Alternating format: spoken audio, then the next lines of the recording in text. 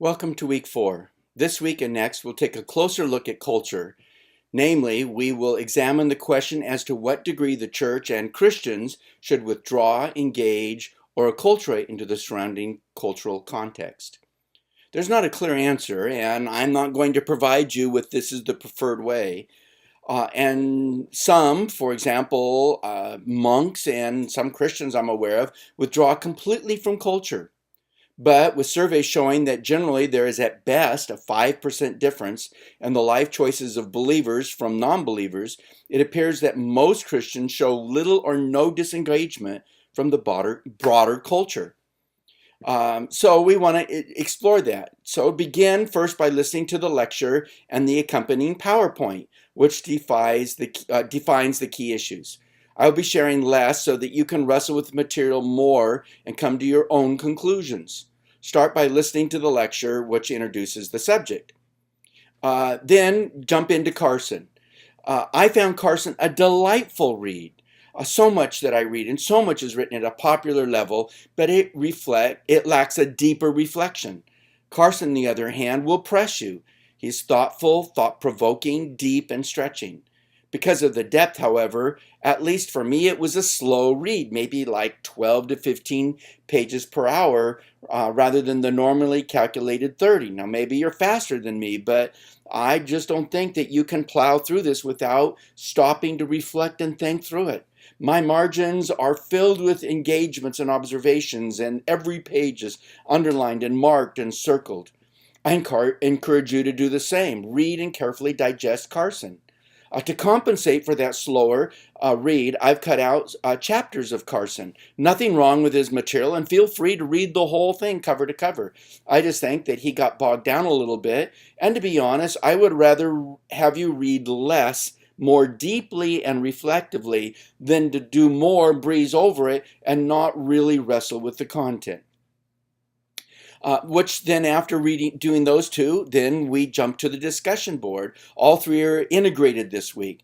There's only one question. Really, there's only one question this week so that you can spend more time in the research process and digesting Carson. However, the question is going to take more from you.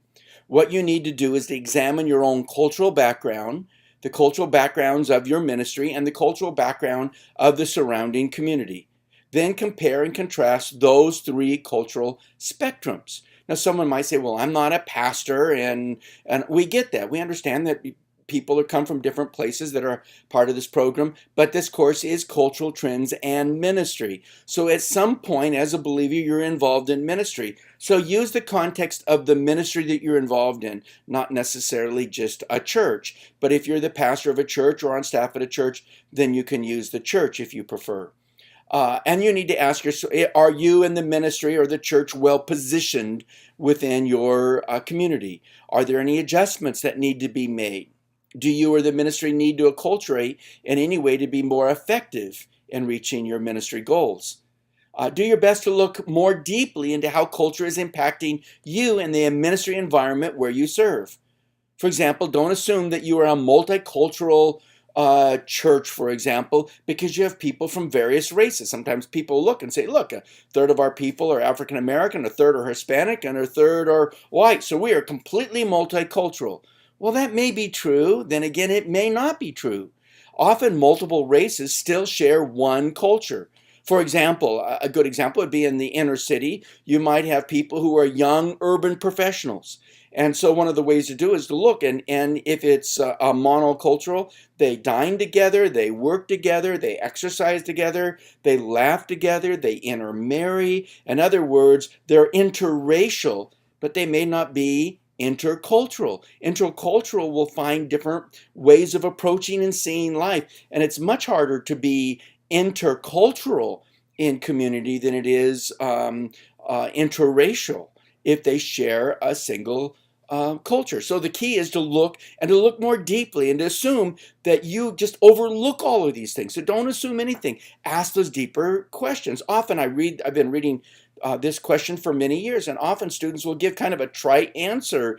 And as I read it, I'm thinking they didn't reflect it. The culture is so common to them, they can't even step aside of themselves and ask, what is affecting me?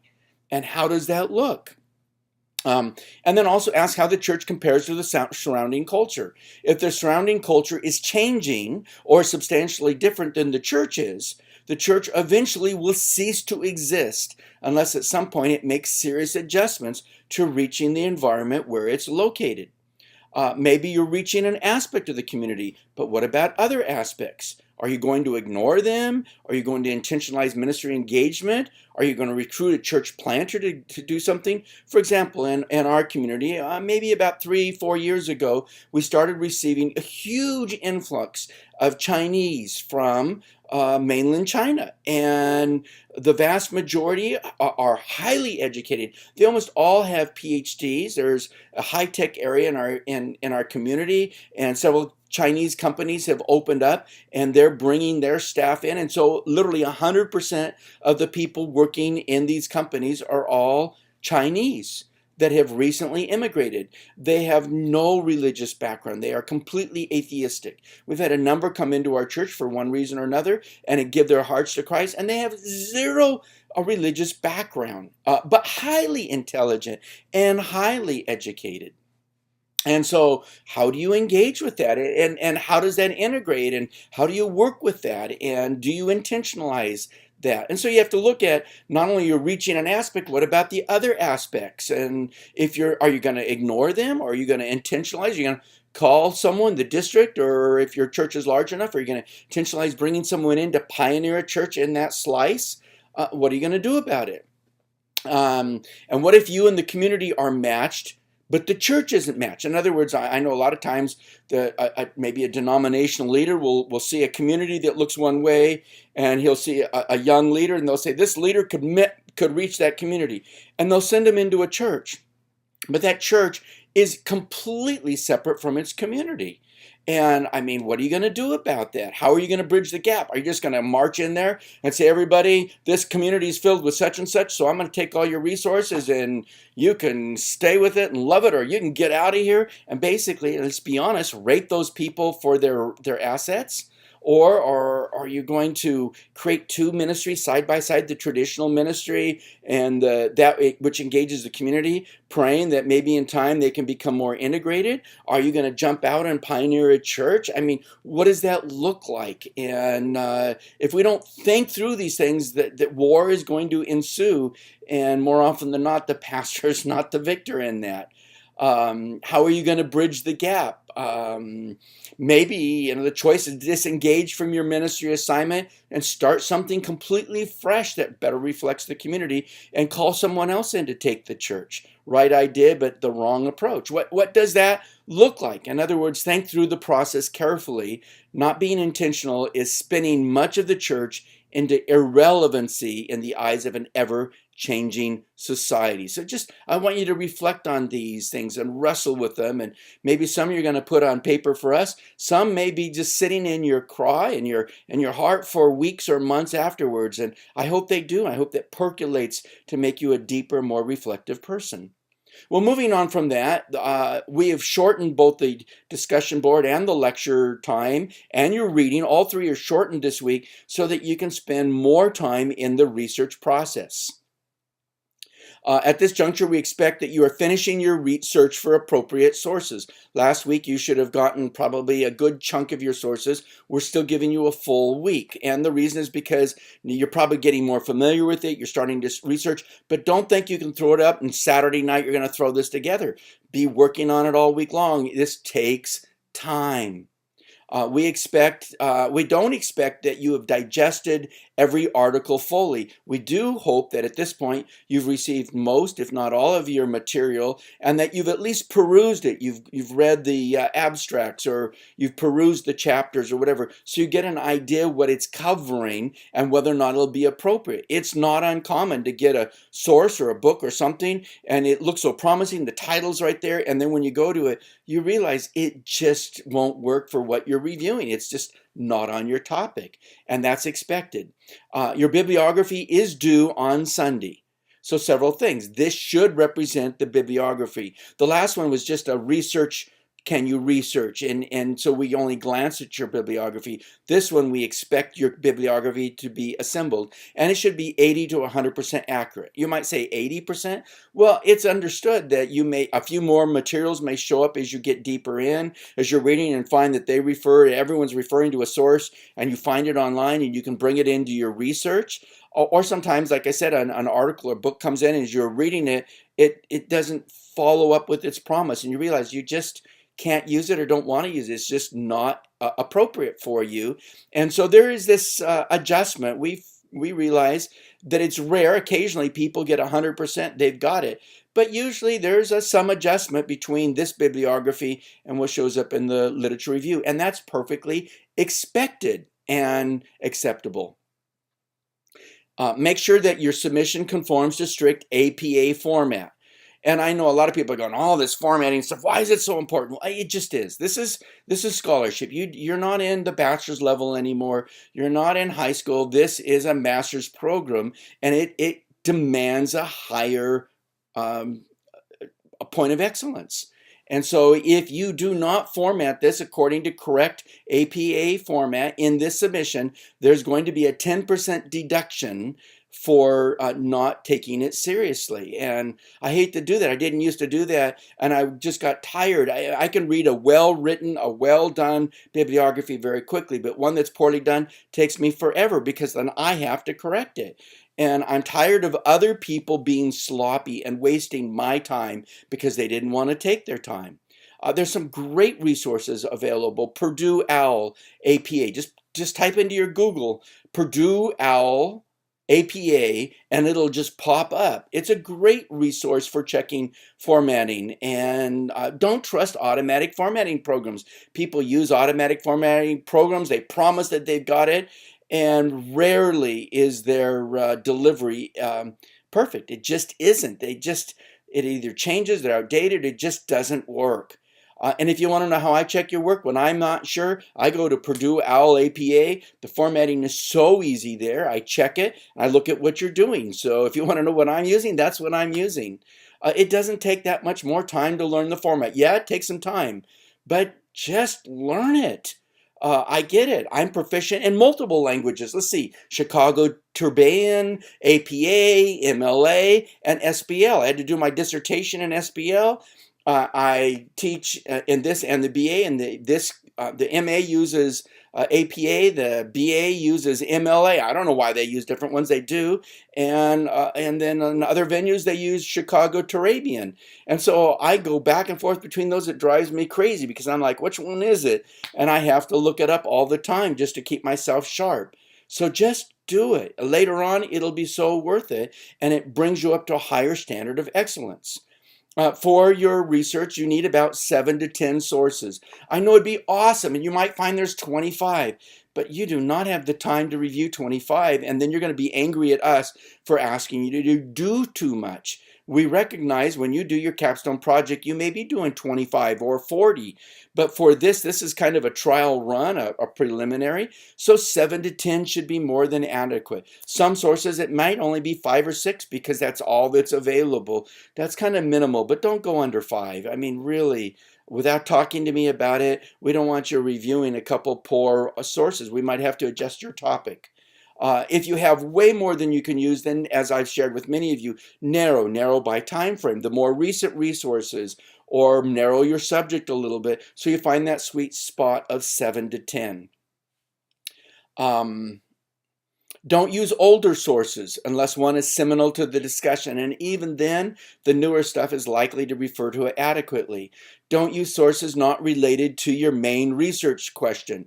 I know that in writing a regular paper, a research paper, you might bring in multiple sources from different areas to substantiate your perspective. Remember, this is not that. So keep all your resources simply, you're reviewing them for their perspectives, and you're synthesizing. If someone's out here in left field and it isn't synthesizing, is it really on your subject? Maybe it is. Maybe it's a contrary research project and you need to bring it in as well, these 4 agreed, but this one found different results, and you can discuss what and why and evaluate whether or not you feel that's accurate. But do not be reviewing something that's just off topic or on the side of your topic. Stay with your topic. And as we've said before, stay focused on current journal articles written in the last 5 to 10 years.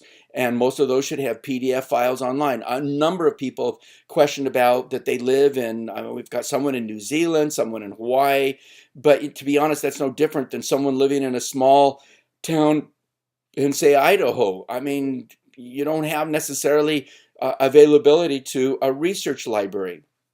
For one, the Life can provide you material, but secondly, if you use PDF available material, that's great. And where there isn't, you can reach out. Life can get a copy, or maybe I can get a copy through some of my research engines, and we can digitize that for you.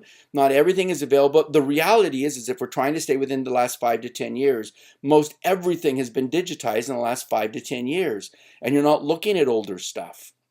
Also, be careful to avoid anecdotal and popular material. Again, anecdotal is opinion-based, I think, as opposed to research has shown. And popular level material. Now, occasionally, places like Christianity Today will publish, that's a popular level, but they'll publish someone who's reporting on research, and the research is so profoundly important to the church that Christianity Today will post a review article of that research, and maybe that would be acceptable if it's by the primary author reviewing his material. So again, stay with research-based material. If you're having difficulty finding appropriate sources, reach out and let us help you. Andy is in his PhD. He's almost getting ready for his comprehensive exams. He has extensive experience in researching. Of course, I have 2 earned doctorates and 2 earned masters. So I have extensive experience in research, and we can help you. On occasion, we may have to help you adjust your topic, and occasionally someone just finally comes and throws up their hands and says, you were right when you said it would be difficult, and you know what, I'm just going to dump this and start over. Some people, it might be easier to start completely over than to try to keep working in a very difficult subject. However, if you're going to shift or change, do that only with my permission. Contact me. A couple of quick ideas on how you can find more material. Do a Google search on your subject and see if there are colleges teaching subjects similar to your topic. I do that all the time. I'll find something, I'm thinking, I can't find what I'm looking for. I'll start searching for courses, and I'll look a little broader, courses that are on that at least main subject, and then I'll go to that school, and sometimes they post their course outlines online, and I'll start looking at the course outlines, and I'll see the materials they're using, and I look for their bibliography, and I'll scan it. It takes a little bit of time, but sometimes I'll find amazing resources by just doing that, because schools try to stay current with what's going on in their field. And if it isn't posted online, more often than not, you can find the professor online and email them. And generally speaking, people in education love them. They're in it for a reason, and they love helping others. So if you were to say, I'm researching your topic, can you at least point me in the right direction? Often they'll give you a few pointers and maybe focus on a few journals or a few journal articles that you can research in. By the way, if you're researching, you find a couple articles in a certain journal, try doing a specific search only in that journal, and you might find that they've got other articles by different names on your subject. Also, look for research-based dissertations on your subject. They should provide a great bibliography. Some materials are worth purchasing, especially if you're going to stay with your subject through your capstone project. So, for example, if I knew I was on a subject and I was in that, and I found a dissertation that was pretty much on my subject, I would probably go ahead and purchase that PhD dissertation. Not only can I read it and it can inform me, but it'll have hundreds of resources at the end for me to look at and evaluate what will work for me. And so that's perfectly acceptable, just as long as you get all the material for yourself. Well, in 2 more weeks, your literature review is due. So this week and then 2 more weeks after that. So that only gives you this week and possibly next to get your hands on and digest your material. The 3rd week, the final week before that's due, you should be working totally on writing your synthesis and polishing your paper. Please let me know well ahead of the deadline if you're running into difficulties. The earlier we find the problems, the easier it is for us to fix them. Well, have a great week researching, and I look forward to hearing from you.